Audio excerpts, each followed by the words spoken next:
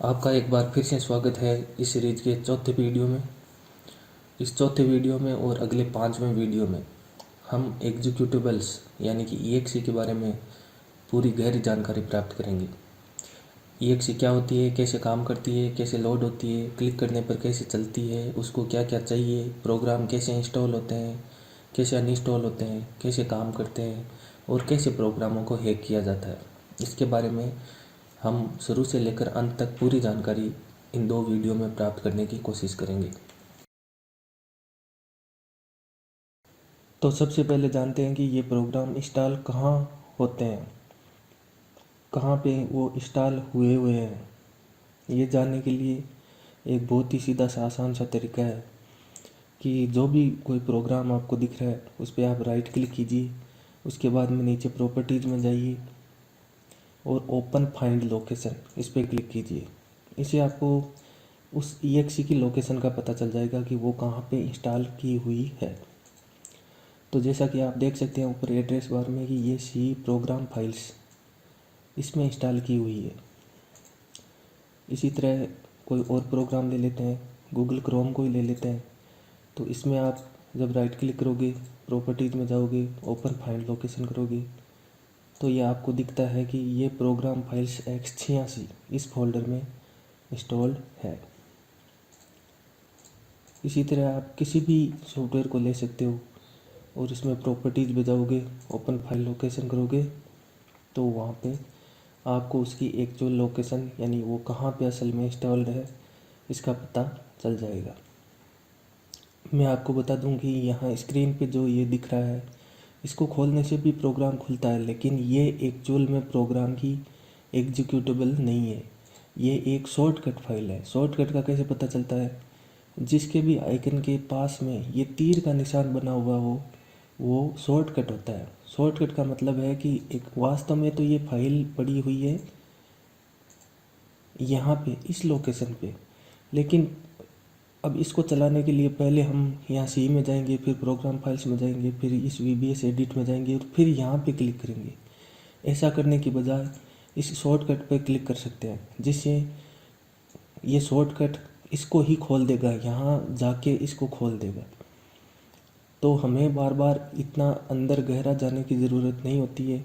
हम किसी चीज़ का शॉर्टकट बना लेते हैं और फिर जब उस पर डबल क्लिक करते हैं तो असलियत में वो शॉर्टकट अंदर ही अंदर उस असली लोकेशन वाली फाइल को खोल देता है।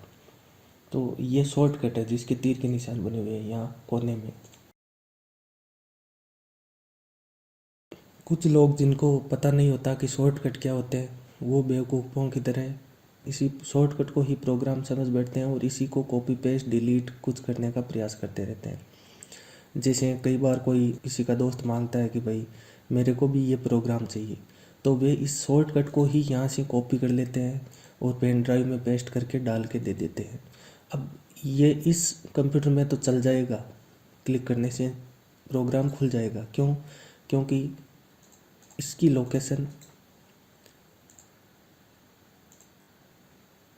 ये यहाँ पे बता रहा है। तो यह पाथ इस कंप्यूटर में तो अवेलेबल है, लेकिन पेन ड्राइव में लगा के जब दूसरे कंप्यूटर में इसको डालेंगे तो ये शॉर्टकट तो इसी पाथ की ओर इशारा करेगा, इसी एड्रेस की ओर इशारा करेगा, लेकिन उस कंप्यूटर में इस एड्रेस पे ये फाइलें होनी ज़रूरी नहीं है। कोई ज़रूरी नहीं है कि यही फाइलें उस जगह मिलेगी, तो वो वहाँ पे नहीं चलता है। तो जब भी आपको प्रोग्राम किसी दूसरे अपने दोस्त को देने हो तो इस शॉर्टकट को कॉपी पेस्ट नहीं करना है, उन असलियत में फ़ाइलों को कॉपी पेस्ट करना है। ये जो फाइलें होती है इनको कॉपी पेस्ट करना होता है। ये ही असली प्रोग्राम होते हैं, ना कि ये शॉर्टकट होता है। और इसी तरह अगर मैं इस शॉर्टकट को डिलीट भी कर दूँ, ये यहाँ से डिलीट हो गया, तो ये प्रोग्राम डिलीट नहीं होता है। अगर आपको इस प्रोग्राम को अनइंस्टॉल करना है तो या तो हर प्रोग्राम की इस लोकेशन में एक अनइंस्टॉल डॉट ई इस नाम की मिलेगी, इसको क्लिक करना है, फिर यस यस ओके करना है, या फिर यहाँ से आप ऐड और रिमूव प्रोग्राम में जा सकते हो।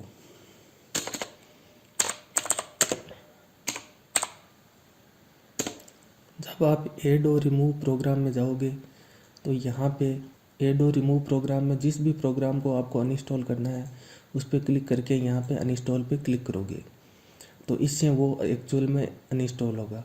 इंस्टॉलिंग और अनइंस्टॉलिंग क्या होती है मैं आपको आगे विस्तार से बताऊंगा। इसी तरह इसको कॉपी पेस्ट, ना तो इन शॉर्टकटों को कॉपी पेस्ट करने से कोई फ़ायदा होता है, ना इनको डिलीट करने से कोई प्रोग्राम अनइंस्टॉल होता है। प्रोग्राम को अनइंस्टॉल करना है तो आप अनइंस्टॉल पूरी इन फाइलों को डिलीट करोगे तब जाके वो प्रोग्राम अनइंस्टॉल होता है।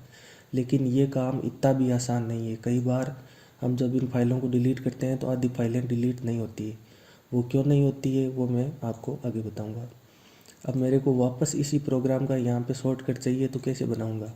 आप किसी भी फाइल फोल्डर किसी का भी शॉर्टकट बहुत आसानी से बना सकते हो। इसके लिए आपको उस फाइल के ऊपर राइट क्लिक करना है और यहाँ पे सेंड टू पे जाके डेस्कटॉप क्रिएट शॉर्टकट, ये क्रिएट शॉर्टकट, इससे क्रिएट शॉर्टकट क्रिएट हो जाता है। इस पर क्लिक करना है। तो जैसे मैं इस पर क्लिक करूँगा तो ये वापस यहाँ आ जाएगा और इसको क्लिक करने से वो प्रोग्राम खुल जाएगा। यहाँ पे मैं प्रोग्राम पे क्लिक करूँगा तो भी यही खुलेगा और इसके शॉर्टकट पे क्लिक करूँगा तो भी यही खुलेगा। तो मैं एक बार फिर से लास्ट बार बता दूँ कि ये सिर्फ शॉर्टकट है जो केवल और केवल इस फाइल की ओर इशारा करता है। ये वास्तव में कोई प्रोग्राम नहीं है। और इसका पता आप ऐसे भी लगा सकते हैं, इसकी प्रॉपर्टीज़ में जब जाओगे तो ये 2.14 MB का है, लेकिन ये जब इस शॉर्टकट के ऊपर प्रॉपर्टीज़ पे जाओगे 1.44 KB का है। तो आप फ़र्क देख सकते हो। और इन शॉर्टकट फाइल्स का एक्सटेंशन होता है .ln के लिंक फाइलें होती है, ये इसको इससे लिंक करती है केवल। तो मैं बता रहा था कि कभी कभी आप फाइलों को डिलीट नहीं कर पाते हो, इसका क्या कारण है। तो सॉफ्टवेयर क्या करते हैं कि इन फाइलों को पढ़ते रहते हैं और लिखते रहते हैं उनमें। तो जब तक कोई फाइल किसी सॉफ्टवेयर में खुली हुई है, यानी सॉफ्टवेयर उसको या तो पढ़ रहा है या लिख रहा है, तब तक आप उसको डिलीट नहीं कर सकते। और या फिर आपके पास एडमिन राइट नहीं हो, एडमिनिस्ट्रेटर राइट नहीं हो, आप एडमिन मोड से आपने लॉगिन नहीं किया है कंप्यूटर में एडमिन मोड से नहीं चल रहा है कंप्यूटर अगर, तब तक आप इस सी वाली फाइलों को डिलीट या कुछ नहीं कर सकते। इसकी महत्वपूर्ण सेटिंग इसमें सी में होती है और इसको आप छेड़छाड़ नहीं कर सकते। हाँ, बाकी जगह से कुछ भी कर सकते हो आप, लेकिन जब तक एडमिन मोड पर नहीं हो तब तक इसमें से कुछ भी डिलीट करना, कॉपी पेस्ट तो हो सकती है लेकिन डिलीट करना मुश्किल काम है। मैं आपको एक डेमो से बता देता हूँ। जैसे मान लीजिए मैंने ये वर्ड खोल लिया और इसमें मैं एक नई फाइल बनाता हूँ, ठीक है। इसका नाम रख देता हूँ टेस्ट और इसको सेव कर देता हूँ मैं डेस्कटॉप पे। इसका नाम है टेस्ट। ओके, सेव कर दिया। ये यहाँ पे फाइल बन गई और ये वर्तमान में इस सॉफ्टवेयर में खुली हुई है। तो अगर मैं इस फाइल को यहाँ से डिलीट करने की कोशिश करता हूँ तो आप देखिए कि ये क्या बताता है। ये बताता है कि this action can't be completed because the file is open in the word 2016।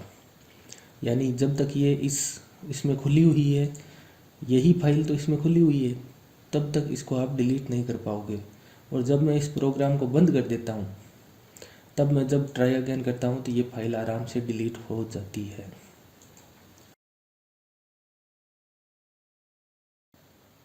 तो अब हम जानते हैं कि इंस्टॉलेशन फोल्डर यानी कि प्रोग्राम कहाँ पे इंस्टॉल होते हैं, उनको क्या क्या चीज़ों की ज़रूरत पड़ती है। तो जैसा कि मैंने पहले भी बताया कि प्रोग्राम हमेशा सी और यहाँ पे प्रोग्राम फाइल्स या प्रोग्राम फाइल्स x86 इन दोनों फोल्डरों में किसी फोल्डर में इंस्टॉल होते हैं। ये कोई बाध्यता नहीं है कि प्रोग्राम को इस या इसमें ही इंस्टॉल करना पड़ेगा। कई प्रोग्राम आप देखोगे कि यहाँ बाहर ही इंस्टॉल हुए मिलेंगे आपको। कई हो सकता है कि आपके किसी दूसरी ड्राइव में इंस्टॉल किए हुए मिले। जैसे कि मैं ज़्यादातर प्रोग्राम्स को यहाँ अलग एक जी ड्राइव में या पोर्टेबल ऐप्स यहाँ मैं इंस्टॉल करके रखता हूँ। तो प्रोग्राम कहीं भी इंस्टॉल हो सकते हैं, उनकी किसी एक फ़ोल्डर में होने की कोई बाध्यता नहीं है। लेकिन सुविधा के लिए ज़्यादातर प्रोग्रामर प्रोग्रामों को ऐसे इंस्टॉलर बनाते हैं ताकि वो प्रोग्राम फाइल्स या प्रोग्राम फाइल्स x86 इनमें इंस्टॉल हो जाए। प्रोग्राम फाइल्स x86 में तो 32 बिट वाले प्रोग्राम इंस्टॉल होते हैं और x64 वाले प्रोग्राम यहाँ प्रोग्राम फाइल्स में इंस्टॉल होते हैं। चलिए अब हम जानते हैं कि जो प्रोग्राम कहीं पे इंस्टॉल होता है उसकी जो फोल्डर बनता है उसमें क्या क्या फाइलें होती है, ये क्या क्या काम आती है। तो जैसे मैं इस प्रोग्राम को ले लेता हूँ, ये एक ऑडियो वीडियो कन्वर्टर है। तो इसमें आप देखोगे कि पहले इसको टाइप के हिसाब से जैसा लेते हैं, तो यहाँ आप देखोगे कि एक तो है exe.exe है, एक ये खुद exe है, ये खुद प्रोग्राम है जिस पे हमको डबल क्लिक करने से ये प्रोग्राम चलता है, ये तो खुद exe है। और इसके बाद में फाइलें, एक सहायक हेल्पर exe है, और एक है ocx, और है dll, और बाकी सारी ही आपको dll मिलेगी। एक है chm, ये chm फाइल है। ये chm फाइलें होती है HTML में लिखी जाती है और फिर इनको कंपाइल करके ये chm फाइल बनाया जाता है। ये होती है हेल्प फाइल है, इनको खोलने से हेल्प खुलती है। इसमें आप पढ़ सकते हो कि इस प्रोग्राम को कैसे प्रयोग में लेना है। बाकी ये जो DLL होती है इनके बारे में मैं आपको विस्तार से बताऊंगा, और ये जो OCX होते हैं इनके बारे में भी मैं आपको विस्तार से बताऊंगा। इसी तरह किसी दूसरे प्रोग्राम के फोल्डर में आप कहीं ना कहीं और भी चीज़ें देखोगे, जैसे कि ये एक uninstall.exe, ये प्रोग्राम को वापस अनइंस्टॉल करने में काम आती है। जब आप वहाँ ऐड और रिमूव प्रोग्राम से में जाके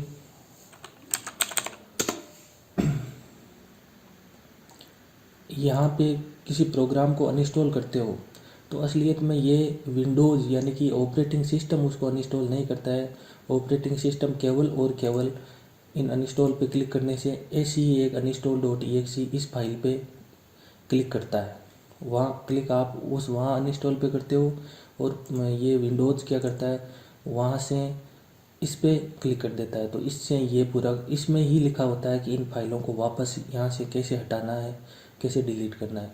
कई बार जो कम्युनिटी प्रोग्रामर होते हैं वो क्या करते हैं कि इस तरह से uninstall.exe को लिखते हैं कि वो इंस्टॉल तो हो जाती है, लेकिन जब वापस अनइंस्टॉल करने की बारी आती है तो वो पीछे या तो कुछ फाइलें छोड़ जाती है या वो कुछ एरर वेरर बता के इनको डिलीट नहीं करती है। इससे प्रोग्राम आपके कंप्यूटर में परमानेंटली पड़ा रहता है। तो आपको इसलिए भी आपको ये सीखने की बहुत ज़रूरत है कि ऐसे प्रोग्रामों से कैसे छुटकारा पाया जाए। तो इसके लिए आपको प्रोग्राम की स्ट्रक्चर को पूरी तरह समझना पड़ेगा। इसमें आप एक चीज़ और देख सकते हो, इसमें कुछ आपको फ़ोटोज़ वगैरह भी मिल जाएगी, यहाँ कुछ XML फाइल मिलेगी, यहाँ आपको कुछ फ़ोटो भी वगैरह भी मिल जाएगी, और भांति भांति की फाइलें इस प्रोग्राम के फोल्डर में मिल जाएगी। तो ये असलियत में फाइलें ये exe काम में लेती है। ये हमेशा एक प्रोग्राम के फोल्डर में एक मेन exe होती है जिसको क्लिक करने से मेन प्रोग्राम खुलता है, और वही प्रोग्राम बाकी इन फाइलों का यूज करता है। इनके बिना वो चल नहीं सकता। तो ये मेन प्रोग्राम होता है। इसका शॉर्टकट हमेशा आपको कहीं ना कहीं पे डेस्कटॉप पे वगैरह इंस्टॉल करते ही बना हुआ मिल जाएगा, और नहीं मिलता है तो आप ऐसे क्रिएट शॉर्टकट करके वापस भी बना सकते हो। तो मेन प्रोग्राम होता है वो तो होता है .exe, उसका एक्सटेंशन तो होता है .exe। फिर वो कई चीज़ें यूज करता है। जैसे पहली चीज़ है रिसोर्सेज।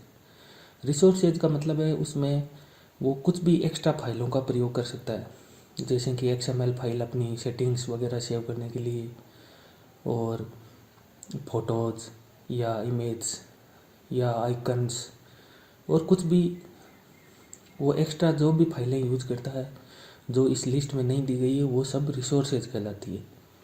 वो प्रोग्रामर उस हिसाब से लिखता है जिस जिस हिसाब से प्रोग्राम को ज़रूरत होती है, उस हिसाब से उन फाइलों को यूज करने का कोड डाल देता है। दूसरी चीज़ होती है डायनामिक लिंक लाइब्रेरी।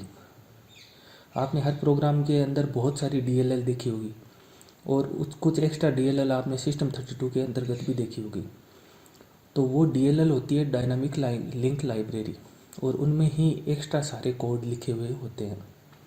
ये कोड कुछ भी हो सकते हैं, किसी विशेष फाइल को पढ़ने के, लिखने के, किसी वीडियो को चलाने के, वीडियो को रिकॉर्ड करने के, किसी फ़ोटो को पढ़ने के, लिखने के, फ़ोटो को प्रदर्शित करने, डिस्प्ले करने हेतु, इंटरनेट से कनेक्शन जोड़ने हेतु, कुछ भी एक्स्ट्रा जो हाई लेवल के कोड होते हैं वो डीएलएल में लिखे हुए होते हैं।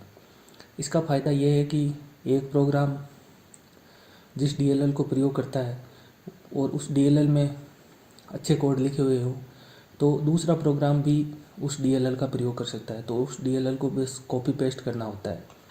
तो इस तरह से कॉपी पेस्ट कर करके अपने प्रोग्रामों में डीएलएल का प्रोग्रामर यूज करते हैं। तीसरी चीज़ होती है एक्टिवएक्स कंट्रोल। जो भी आप किसी सॉफ्टवेयर में बटन, ये list box, button combo box वगैरह जो भी चीज़ें देखते हो, जो भी कंट्रोल्स वगैरह देखते हो, जो भी बटन देखते हो, वो सब एक्टिवएक्स कंट्रोल होते हैं। इनका फाइल एक्सटेंशन होता है .ocx और इनको रजिस्टर करना पड़ता है। कुछ डीएलएल को भी रजिस्टर करना पड़ता है, लेकिन ocx को तो पक्का ही रजिस्टर करके ही चलाना पड़ता है। तीसरी चीज़ होती है सर्विसेज। सर्विसेज होती है बैकग्राउंड में चलती है। वो होती तो exe है, लेकिन वो बैकग्राउंड में चलती है और उनमें किसी प्रकार का ग्राफिकल यूजर इंटरफेस GUI नहीं होता है, यानी सामने वो कुछ नहीं दिखाती है, सिर्फ बैकग्राउंड में कुछ ना कुछ काम करती रहती है, चलती रहती है।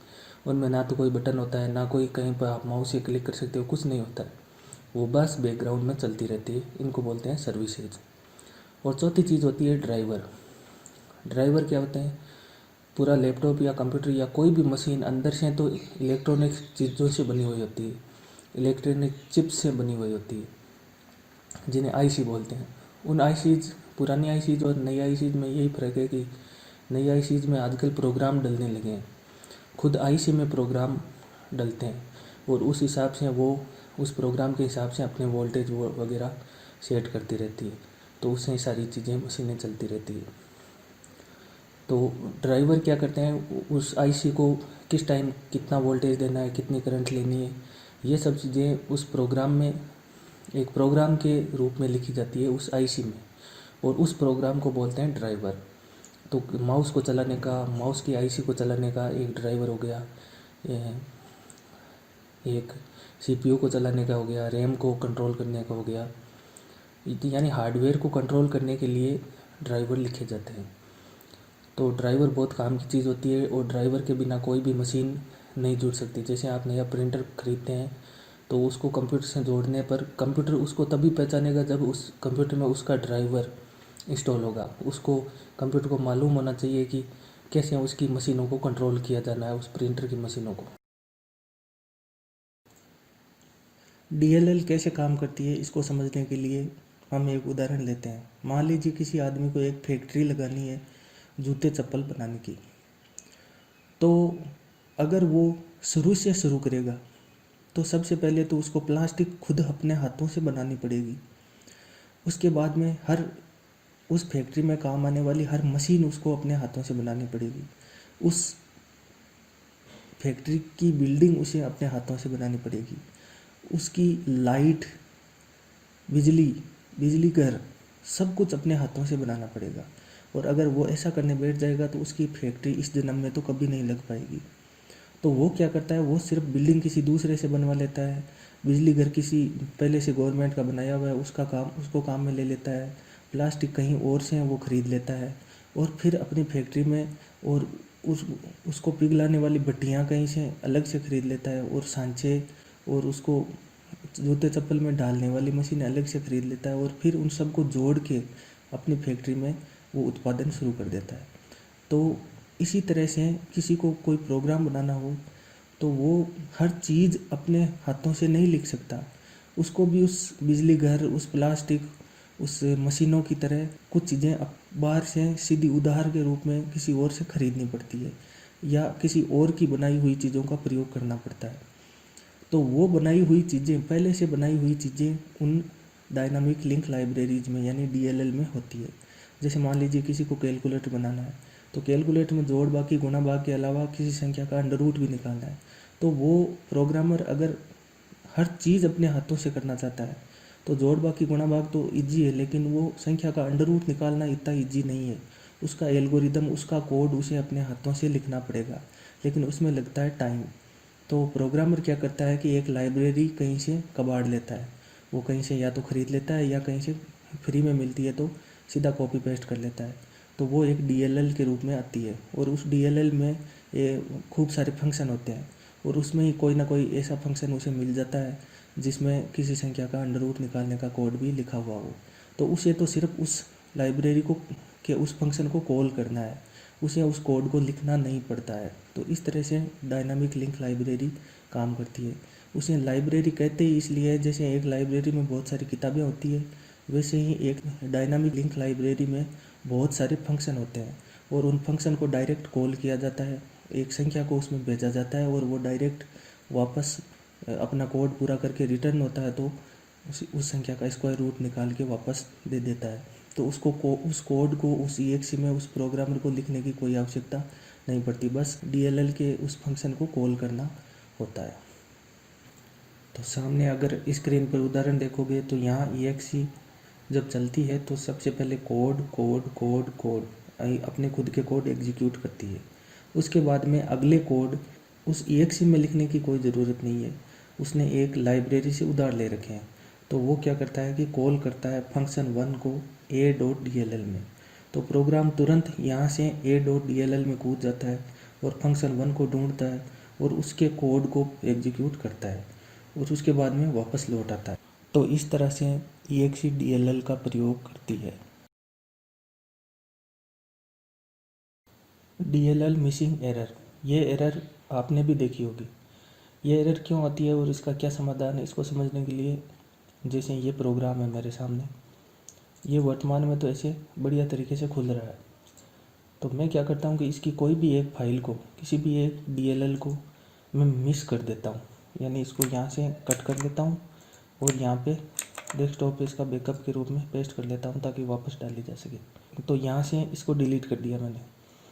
अब मैं इस प्रोग्राम को खोलता हूँ तो ये एरर दिखाता है और ये एरर एक बार नहीं आती, ये आप ओके दबाओगे फिर से आ गई, फिर से आ गई, फिर से आ गई, 3-4 बार आती है। तो ये 3-4 बार क्यों आती है, क्योंकि ये जब हम इस पर डबल क्लिक करते हैं तो ये रन होता है।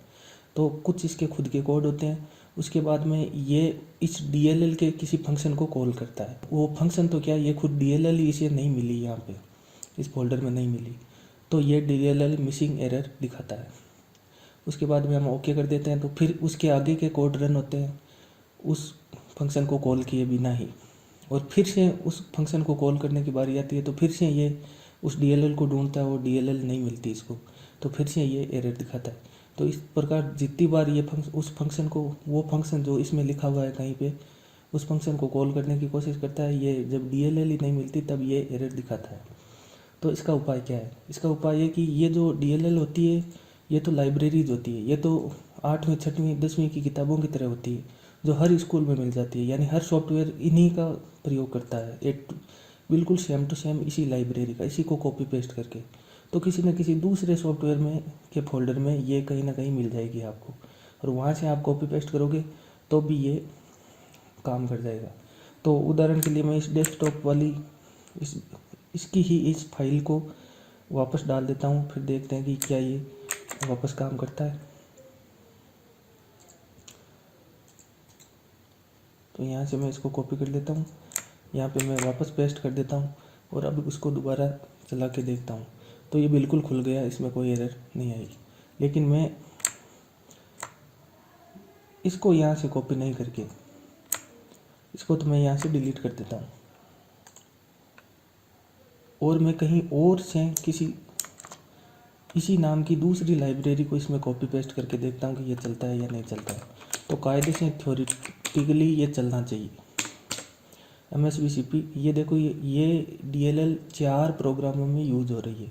फ़ोटोशॉप भी देखिए आप, फ़ोटोशॉप भी इसी को यूज़ कर रहा है, और ये वीडियो कन्वर्टर और ये डेल वेबकैम सेंट्रल, ये डेल का बनाया हुआ सॉफ्टवेयर है, ये भी इसी लाइब्रेरी के किसी फंक्शन का यूज़ कर रहा है, इसलिए इसके पास भी यही लाइब्रेरी है और ये डेस्कटॉप पे पड़ी हुई है। तो मैं इस डेल वाली इसको, और सबकी साइज़ देखिए 488 KB है, तो इसका मतलब है ये सेम ही लाइब्रेरी है, सेम ही लाइब्रेरी के फंक्शनों का कोई किसी तरह यूज़ कर रहा है, कोई सॉफ्टवेयर किसी तरह यूज़ कर रहा है, कोई किसी तरह यूज़ कर रहा है। तो मैं इसी को इस दूसरे डेल वेब कैम वाली इस MSVCP को यहाँ पे कॉपी पेस्ट कर देता हूँ। तो पहले देख लेते हैं कि एरर आती है क्या, बिल्कुल एरर आ रही है, और मैं अब इसको यहाँ पे पेस्ट कर देता हूँ और अब देखिए जब मैं इसको खोलता हूँ तो ये खुल जाता है। तो इसको प्रोग्राम को ये फाइल पर्टिकुलर ये फाइल नहीं चाहिए, इस फाइल में जो फंक्शन है वो चाहिए, और वो फंक्शन तो इस नाम की किसी भी लाइब्रेरी में मिल जाएंगे। तो इस तरह से ये DLL मिसिंग एरर और ये DLL होती है। अच्छा, ये सर्च कैसे करता है? ये सर्च वही शेल वाला तरीका है। मैंने पिछले वाली वीडियो में आपको बताया था कि शेल कैसे किसी प्रोग्राम को सर्च करती है। तो वो करती है सबसे पहले तो करंट फोल्डर में, जिस फोल्डर में ये प्रोग्राम चल रहा है सबसे पहले उसी फोल्डर में उस DLL को सर्च करेगा, और इसमें नहीं मिलती है तो उसके बाद में ये सर्च करेगा पाथ में। पाथ क्या होता है मैंने पिछले वीडियो में बताया था।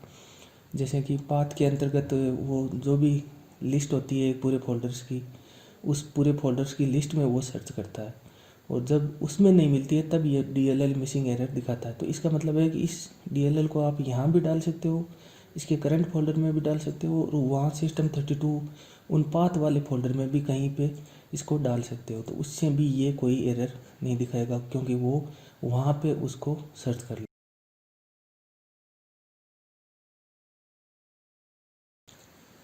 तो इस वीडियो में हमने DLL के बारे में विस्तार से जाना। अगले वीडियो में हम ActiveX, कंट्रोल OCX, सर्विसेज और ड्राइवर्स के बारे में विस्तार से जानेंगे। धन्यवाद। चैनल को सब्सक्राइब ज़रूर करें। Thank you.